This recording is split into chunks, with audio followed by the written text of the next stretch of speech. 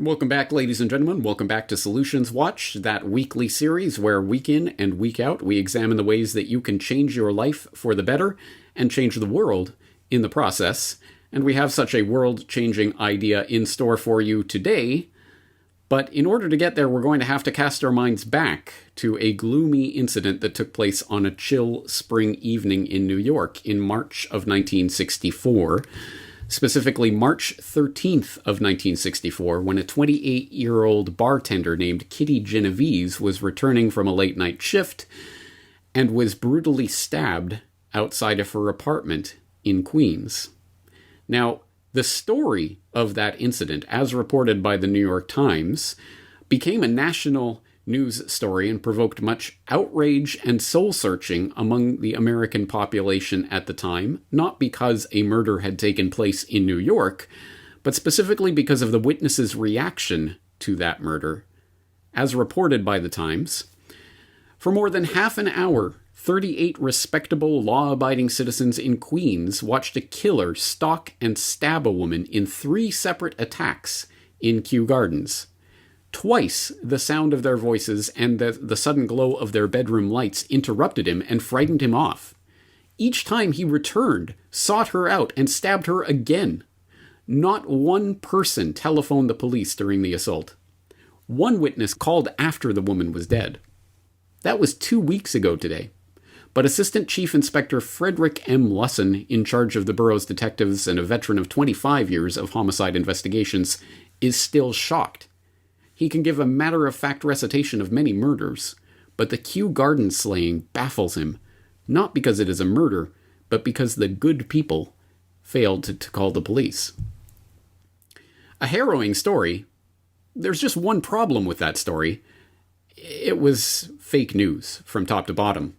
In fact, the murder did happen, but all of the details of that murder, including the 38 witnesses sitting there watching, doing nothing, was flat out wrong, as even the Times itself was forced to admit 50 years later, from a few years ago, when the killer, who died in prison, died. They had this moment of reflection in their story about that death.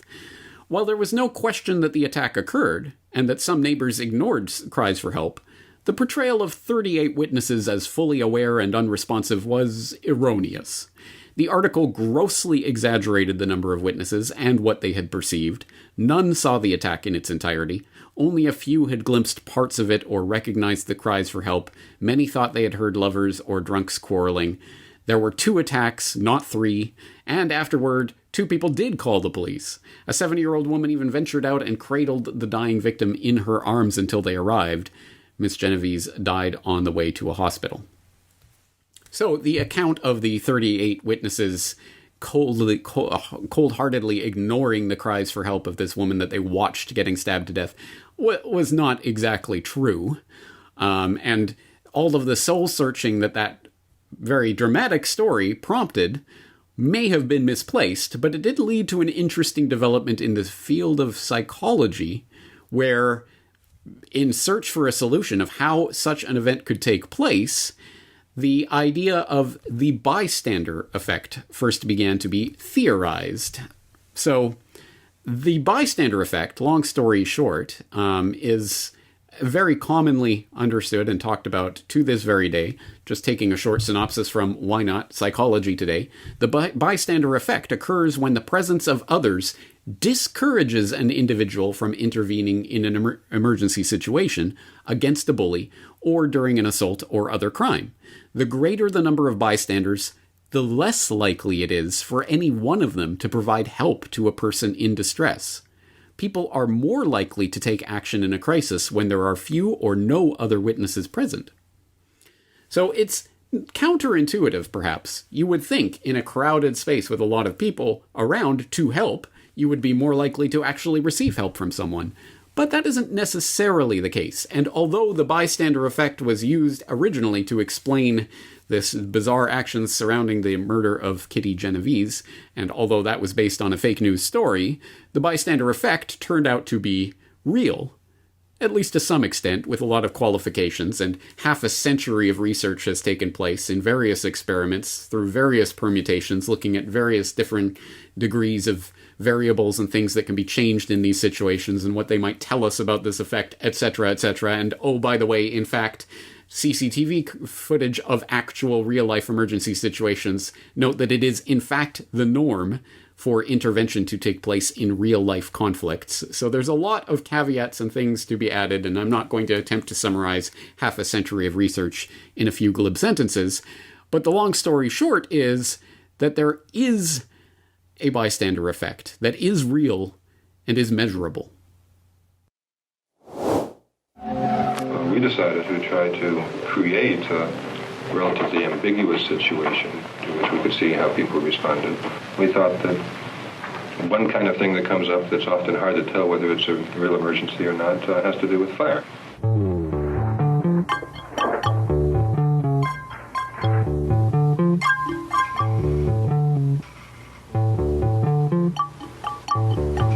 You see smoke coming through the vent, and it is ambiguous. What do you do? Hey, there's smoke coming out from under the door in that room where I was filling out the questionnaire. Almost everybody does that if they face the smoke alone. Now let's have you face the smoke with two strangers.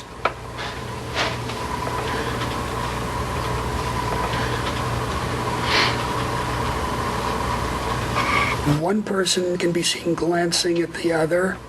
The other is continuing to fill out the questionnaire. It's getting a little more smoky in the room, but nonetheless, you stay in the room. By and large, people surrounded by people who react as if there's nothing wrong don't respond. Everybody sees the other people not reacting, so they create a definition of the situation. No emergency. To test their theories about how groups and individuals respond differently to a crisis, Darley and Latine conducted a second experiment. This time, the emergency was clearly defined. First of all, I would like to thank the two of you for being here today to help out in this study. In this experiment, one student was asked to communicate via intercom with another student down the hall.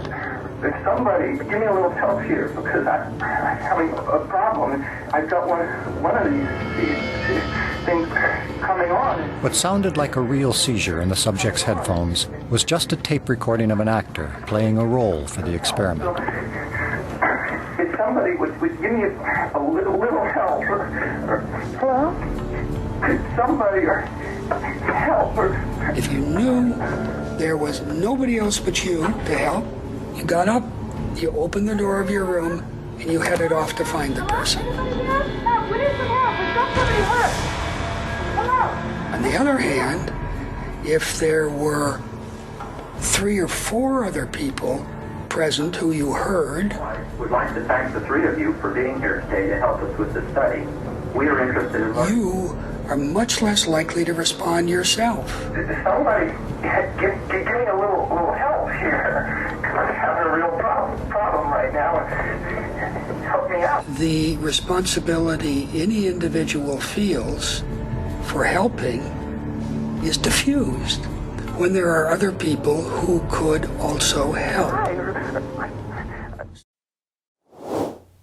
Now, this effect may not be all that surprising in the light of other psychological research that I have referenced in the past on the Corbett Report, like, for example, the Asch conformity experiment. But an experiment is not a public opinion poll. It examines behavior under the pressure of social forces, as the experiment of Solomon Asch reveals. The experiment you'll be taking part in today involves the perception of lengths of lines. As you can see here, I have a number of cards, and on each card there are several lines. Your task is a very simple one. You're to look at the line on the left and determine which of the 3 lines on the right is equal to it in length. All right, we'll proceed in this order. You'll give your answer. Only one of the people in the group is a real subject, the 5th person with the white T-shirt. The others are confederates of the experimenter and have been told to give wrong answers on some of the trials. The experiment begins uneventfully as subjects give their judgments. 2, 2, 2, 2, 2, 3, 3, 3, 3. But on the third trial, something happens. 2.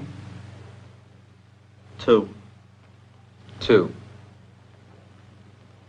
2. 2. The subject denies the evidence of his own eyes and yields to group influence. 1. Ash found subjects went along with the group on 37% of the critical trials. But he found through interviews that they went along with the group for different reasons. 1. 1. They must be right. There are 4 of them and 1 of me. 1. This subject's yielding is based on a distortion of his judgment. He genuinely believes that the group is correct. 1. 1. 1. 2. 1. 2. 2. 2. I know they're wrong, but why should I make waves? 2. In this case, the subject knows he is right, but goes along to avoid the discomfort of disagreeing with the group. Here, the distortion is at the level of his response. 2. 2.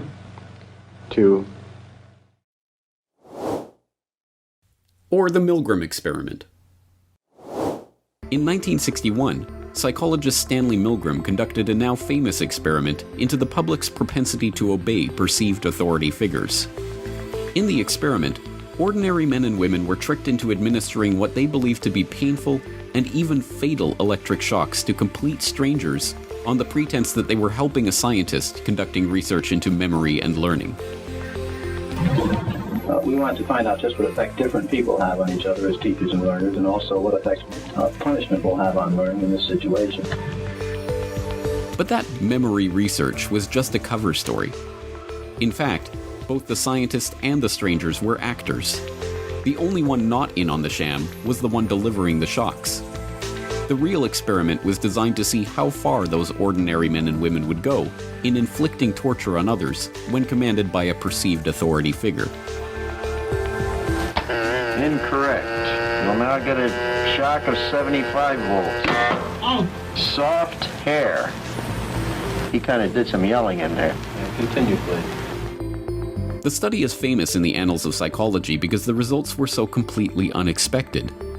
Most psychologists predicted that only a very small percentage of the participants in the study would continue delivering shocks past the point where those shocks could be fatal. Instead, a staggering 65% of the test participants proceeded all the way to the maximum, supposedly lethal, voltage. That is incorrect. This one will be 195 volts. Oh! The correct one. Let me out of here. Slow. Dance. Let me out of here. My heart's bothering me.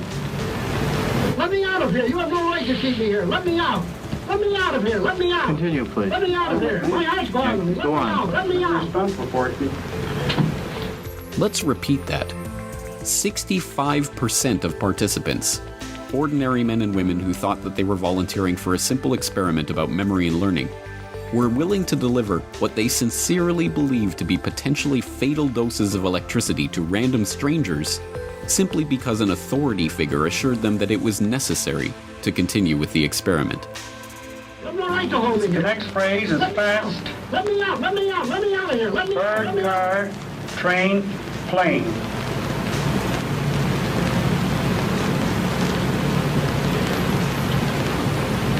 Continue, teacher. That is incorrect. This will be 345. The correct answer is fast bird. Yes, it is a sad fact of basic human psychology, but a fact nonetheless, that all things being equal and various conditions being in place, if we see other people ignoring someone in distress, or we see other people blatantly lying about obvious and identifiable reality, or if we see other people blindly following orders from authority figures that they know to be wrong, then we are more likely to fail to intervene, or to lie about observable reality, or to follow those orders ourselves.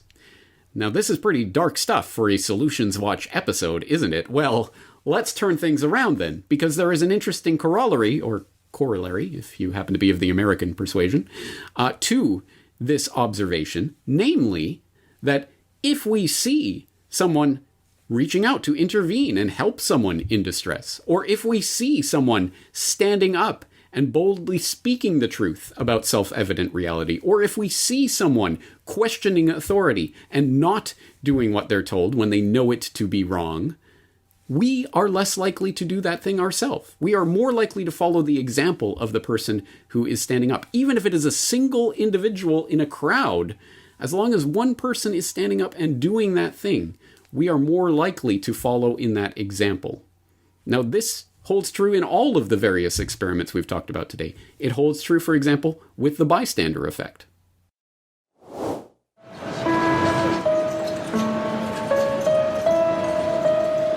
Four minutes later, and 34 people have passed without stopping. Well, people don't really want to know. They just haven't got the time. Well, they have got the time, they just don't want to get involved. Unwittingly, these strangers have silently formed a temporary group with a rule: don't get involved. They're afraid to stand out from the crowd and won't take action if no one else does. This woman has clearly spotted Ruth, but she conforms to the rule and does nothing.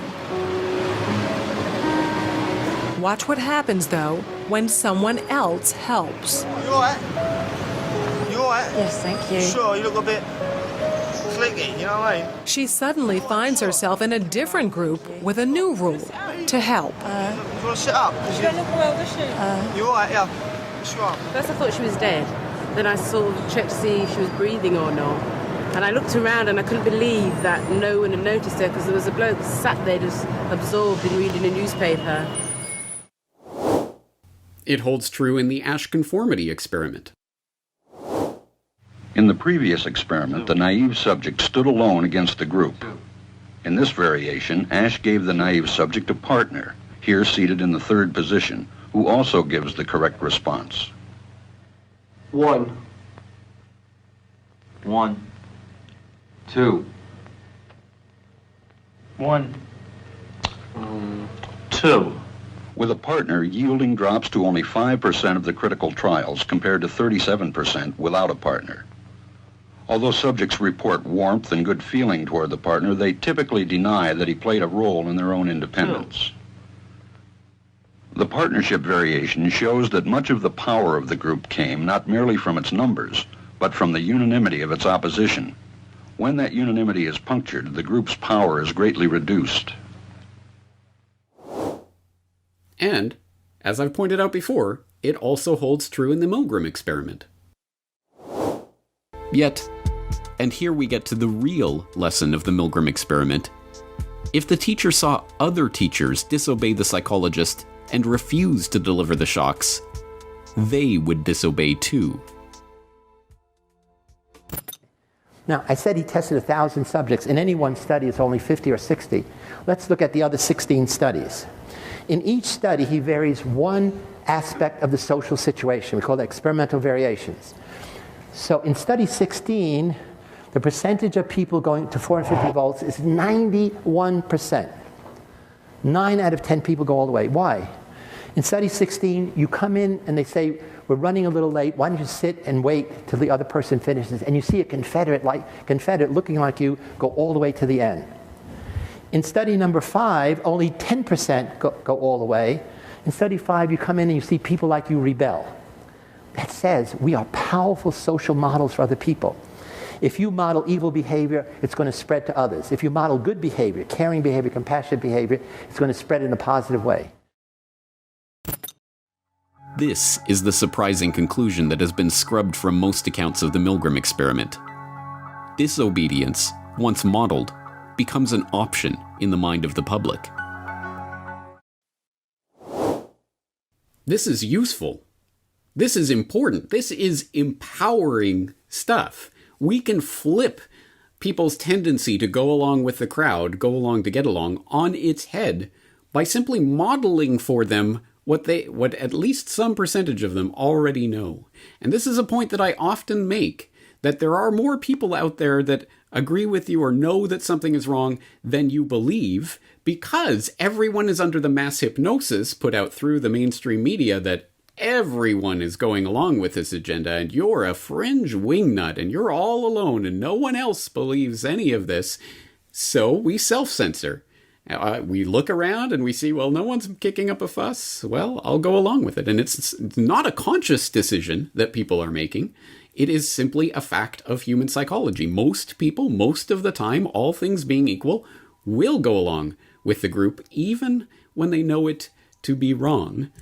And for precisely those reasons, when someone, anyone, even one individual stands up to that group, there can be a difference. At the very least, it prompts other people who are already inclined to show their willingness to join that cohort. Now, obviously, this is applicable to our situation today, is it not? It is, and as a demonstration of that, interestingly enough, just in the past 24 hours, I note a comment on CorbettReport.com regarding my previous conversation with Ian Davis on the pseudo-pandemic that just went up the other day. If you haven't watched it yet, I suggest you do so. I think it's an interesting conversation about an interesting book in which we talk about the disinclination of the public to look at some of these facts and what that means for how we proceed from here. And No Soap Radio, who's a common commenter on the comment section at CorbettReport.com that regulars at CorbettReport.com will probably recognize, left an important point about this and really stopped to cogitate on the meaning of this. She wrote, "Clear thinking and articulate speaking is so therapeutic to listen to.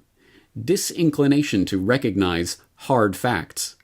It's true that in the face of such deeply ingrained prejudices and delusional assumptions sprung from generations of meticulously cultivated fear, example would seem to be the only effective method of persuasion.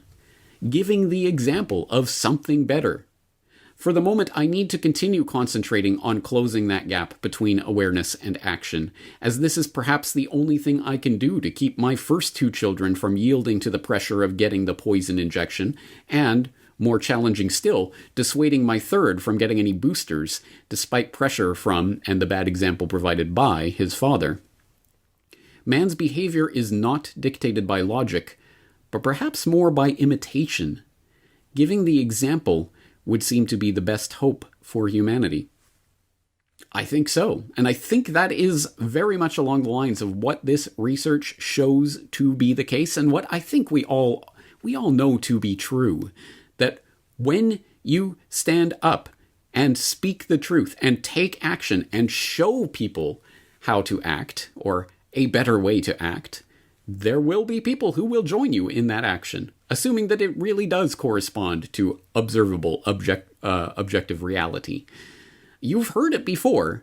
You've heard "be the change." You've heard "set an example for others." Those are not mere words. Those speak to a fundamental underlying truth about social psychology, something that we can tap into and use in our efforts to spread not just awareness, not just understanding of the problems or the solutions that we face, but actually bringing them into existence in the real world, bridging that gap between knowledge and action.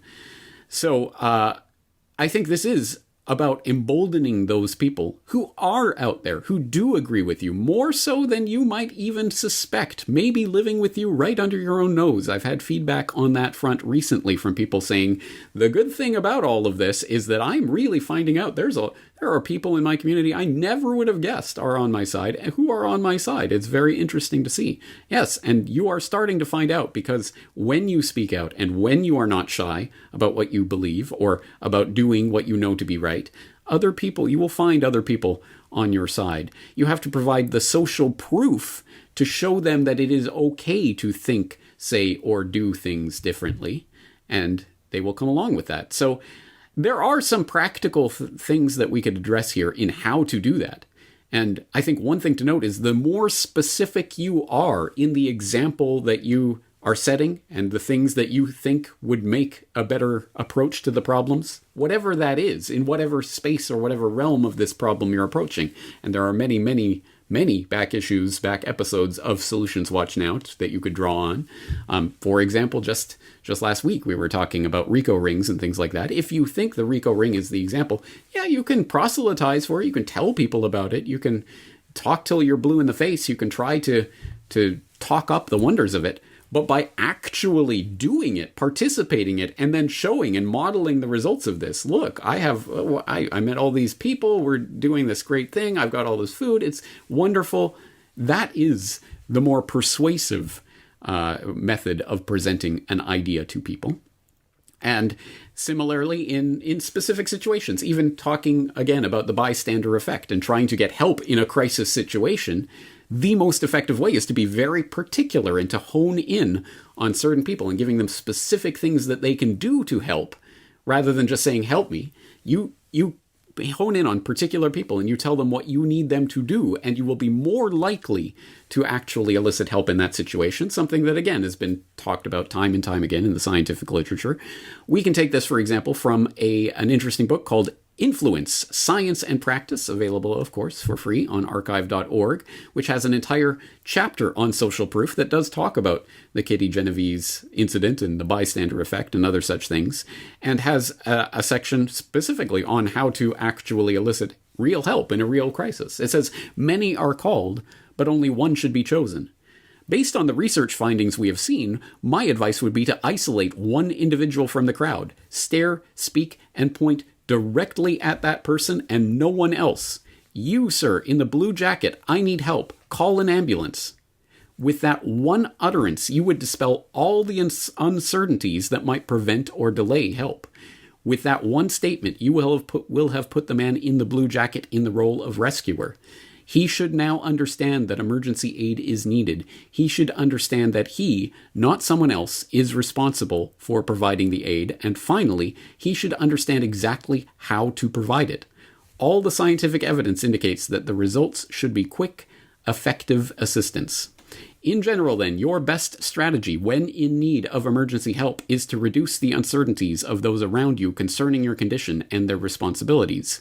Be as precise as possible about your need for aid. Do not allow bystanders to come to their own conclusions because, especially in a crowd, the principle of social proof and the consequent pluralistic ignorance effect might well cause them to view your situation as a non-emergency. Of all the techniques in this book designed to produce compliance with a request, this one is the most important to remember. After all, the failure of your request for emergency aid could mean your life. Exactly right. Very practical advice for very real, practical, everyday emergencies and crises that you might encounter in the real world. But also, I think, for the broader topic of what we're talking about here, solutions to the various societal problems that we're facing. How do we actually elicit help in those situations? Or how do we get people to join whatever it is, a RICO ring or anything else that we're interested in doing? How do we actually persuade people to come to overcome that inertia that's provided by the social proof? I don't see anyone else doing this. I don't see anyone else. We have to set that example. And the more particular you are, the better. I don't want to over-intellectualize this today, so I will wrap this up by making a direct appeal for your help. I want to test the hypothesis of today's Solutions Watch episode, that it will actually serve our interests to be clear and concise, and also to speak boldly and righteously, standing in the truth of what we know to be true and acting upon those things, that people will ultimately come to our aid, that we will have a community from that. So I need your help. No, not any of the other people who are listening to my voice right now. You, particularly you, the person who is listening to my voice. I need you to do something for me. I need you to try to apply this principle in your life over the course of the coming week. It could be something small and trivial. It could be a big major issue. But I want you to try to apply this idea of being very specific in setting an example and asking for help in a specific way to try to achieve something that you know is good and true. And I'd like you to report back to me about what happened. What did you do? How did it go over? What resulted from that? Will you be likely to try again? If so, what could you do differently, or what would you do the same? That is valuable feedback, not just for me, of course, but for everyone. So I suggest that you leave this in the comment section. Of course, Corbett Report members are invited to log in and leave your comments in the post at corbettreport.com so that we can all learn together about methods that work and things that we can do and how to apply that. That is, of course, the underlying point of Solutions Watch. So yes, you, not the other people who are listening, you in particular, I need your help with this. I hope you will come to my aid. Having said that, I will finally leave you today with a classic video that I think visually illustrates the point of today's Solutions Watch in a way that any amount of bloviating and talking and intellectualizing will fail to do. It's helpful to see it in action, and I do mean see. So if you are listening to the audio version of this podcast, I would highly recommend that you, at the very least, stop driving and make a note or make a mental note to seek out this video to watch later, because it is worth watching and seeing this phenomenon in action. The video is called First Follower, Leadership Lessons from Dancing Guy, and I think it pertains to the overall point of today's Solutions Watch episode. Having said that, I think we're going to leave it here for today. I am James Corbett of CorbettReport.com, thanking you for joining me today and looking forward to talking to you again in the near future. If you've learned a lot about leadership and making a movement, then let's watch a movement happen start to finish in under 3 minutes and dissect some lessons. First, of course, a leader needs the guts to stand alone and look ridiculous. But what he's doing is so simple, it's almost instructional. This is key. You must be easy to follow. Now here comes the first follower with a crucial role. He publicly shows everyone else how to follow. Notice how the leader embraces him as an equal. So it's not about the leader anymore, it's about them, plural. Notice how he's calling to his friends to join in. So it takes guts to be a first follower. You stand out and you brave ridicule yourself. Being a first follower is an underappreciated form of leadership. The first follower transforms a lone nut into a leader. If the leader is the flint, the first follower is the spark that really makes the fire. Now here's the second follower. This is a turning point. It's proof the first has done well. Now it's not a lone nut, and it's not two nuts. 3 is a crowd, and a crowd is news. A movement must be public. Make sure outsiders see more than just the leader. Everyone needs to see the followers, because new followers emulate followers, not the leader. Now here come 2 more people, then 3 more immediately. Now we've got momentum. This is the tipping point, and now we have a movement. As more people jump in, it's no longer risky. If they were on the fence before, there's no reason not to join in now. They won't stand out, they won't be ridiculed, and they will be part of the in crowd if they hurry. And over the next minute you'll see the rest who prefer to stay part of the crowd, because eventually they'd be ridiculed for not joining. And ladies and gentlemen, that is how a movement is made. So let's recap what we've learned. If you are a version of the shirtless dancing guy, all alone, remember the importance of nurturing your first few followers as equals, making everything clearly about the movement, not you. Be public, be easy to follow. But the biggest lesson here, did you catch it? Leadership is overglorified. Yes, it started with the shirtless guy, and he'll get all the credit, but you saw what really happened. It was the first follower that transformed a lone nut into a leader. There's no movement without the first follower. See, we're told that we all need to be leaders, but that would be really ineffective. The best way to make a movement, if you really care, is to courageously follow and show others how to follow. When you find a lone nut doing something great, have the guts to be the first person to stand up and join in.